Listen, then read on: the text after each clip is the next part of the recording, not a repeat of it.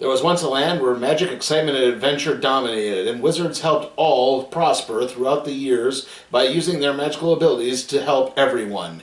That is, until technology came along and magic slowly began to recede into the background. None of that really seems to matter too much to young Ian Lightfoot, who grew up never knowing his father, who passed away of an illness shortly before Ian was born. However, Ian's brother Barley is very much obsessed by the lore of the land and has fought hard to try to protect all relics, much to the chagrin of their future stepfather, Officer Colt Bronco.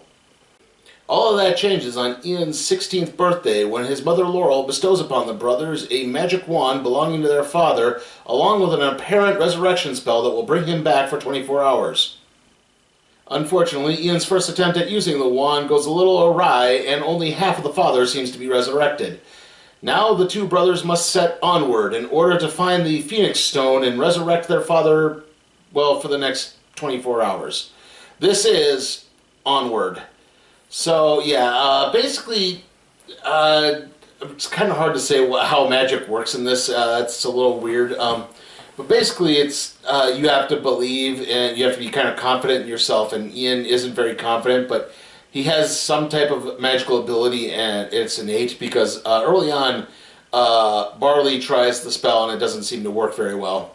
However, Ian's able to get it kind of working, and Barley is like, he's this big fantasy RPG guy. I mean, I guess in this case, he calls it, it's actual, history and based on fact. So he has his RPG book that helps him learn, helps him teach Ian the spells.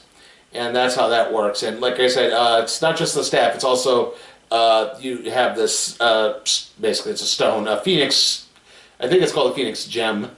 I have to wonder if they're fans of like Final Fantasy, because isn't it Phoenix Down that resurrects people in that? So, anyway, it's a Phoenix Gem, or they say stone, I think they changed it to gem halfway through. Overall, the movie is not bad. That being said, there are some kind of flaws. It just, it seems the chemistry, particularly between Chris Pratt and Tom Holland, is pretty well done. Unfortunately, I think Julia Louis-Dreyfus and Octavia Spencer, I believe, voices the Manticore, who pops up too.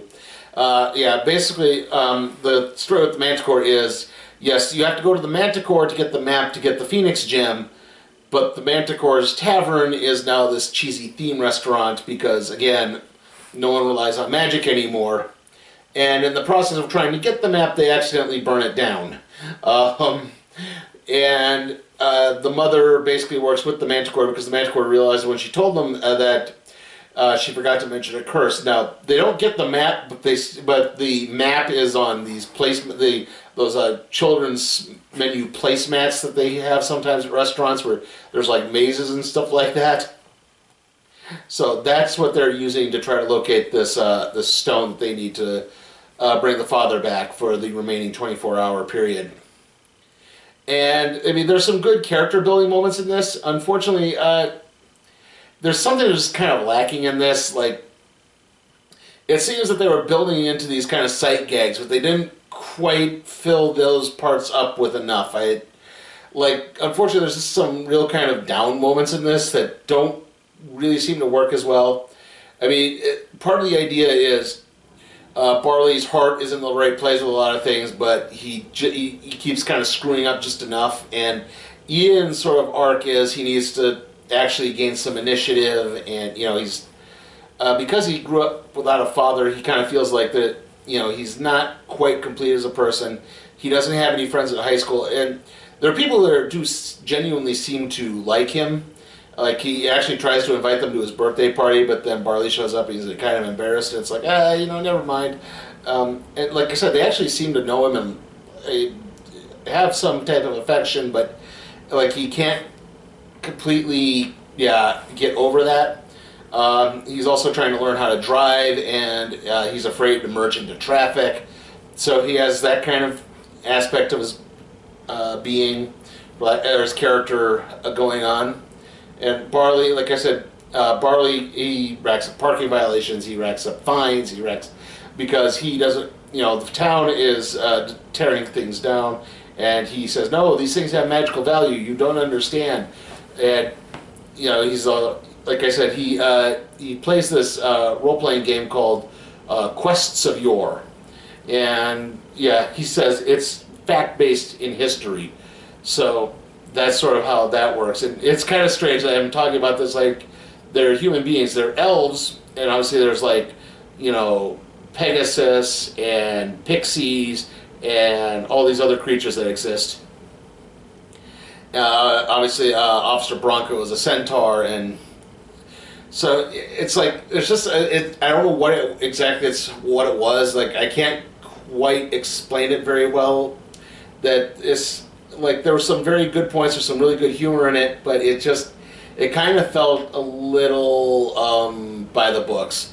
The pathos is there, but again, it's pathos you could kind of see coming. And there, I won't spoil the whole ending on this, but I will say that I think the ending might leave some people a little underwhelmed. You know, if you're hoping for a big emotional crescendo, you might not really get it, unfortunately. I mean, like I said, there are some good aspects. Again, seeing Julia Louis-Dreyfus as the mother Laurel and the Manticore Octavia Spencer, that when they're working together, it's funny at times. Obviously, when Barley, Ian, and the father are together, they're pretty good. Like the idea is they have the father's only half resurrected, so he's missing his top half, and they have to create this top half out of like hoodies and vests and stuff like that. And there's some nice aspects about learning magic, and again, part of the idea is you actually have to believe in yourself and have the confidence. And once, you know, Ian actually does learn to kind of harness the magic a little bit more, it seems to work really well. But yeah, again, it's like, it just kind of feels a little hollow. It doesn't quite ring with the pathos that, say, a Toy Story did, or, you know, if I'm comparing other Pixar movies, Up, or Inside Out, or anything like that. So, yeah, it's not terrible. It's not bad. I mean, like I said, overall, there were some kind of enjoyable parts to it, but it's not great. I'm going to give Onward a C+. At Magic the Gathering's research facility, experts test combat strategies using subjects selected from the general public. Geez! Where do you get these kids? Play my card, you moron! I'm unblockable! What are you waiting for? An invitation?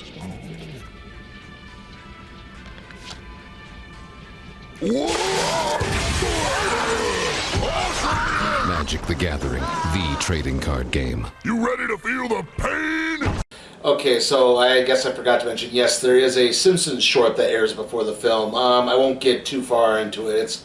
It's overall pretty enjoyable too. It's pretty light though. It's Maggie goes to a park and meets a boy named Hudson, and it's the idea of Maggie falling in love and this kind of love story, and then Homer mucks it up because the next 2 days he brings her to the wrong park.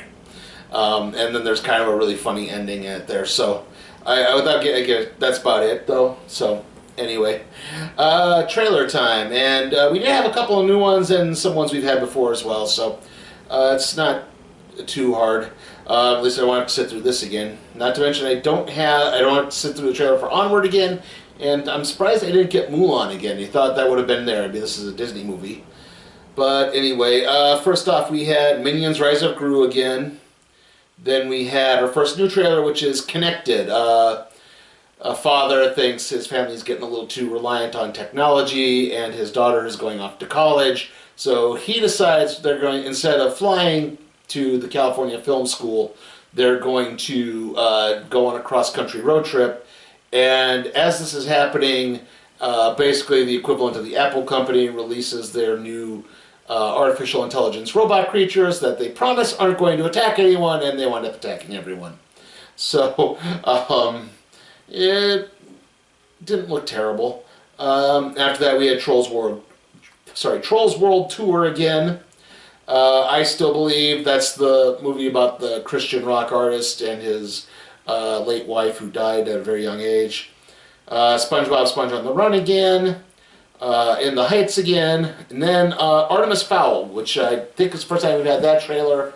I'm not entirely familiar with the Artemis Fowl books, but from what I've understood, fans are not liking this adaptation so far. I mean, and this thing has been delayed almost as many times as New Mutants, so yeah, hopes might not be too high on that. And then rounding things off, is Soul, the Pixar movie, the next Pixar movie to come out. So yeah, again, it definitely looks interesting at least.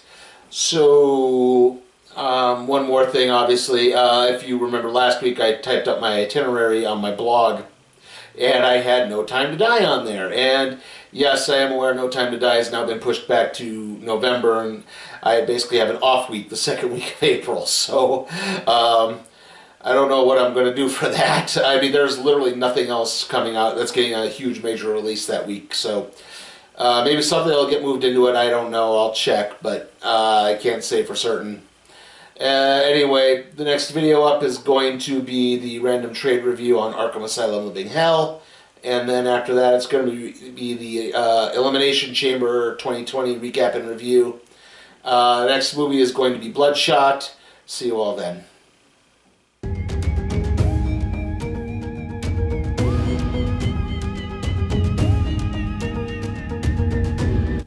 Hey guys, remember, you can help support my channel at patreon.com/SleepyTimeForCat Productions, where you can help request a movie, even if it's something like, say, Sonic the Hedgehog or the next Purge film.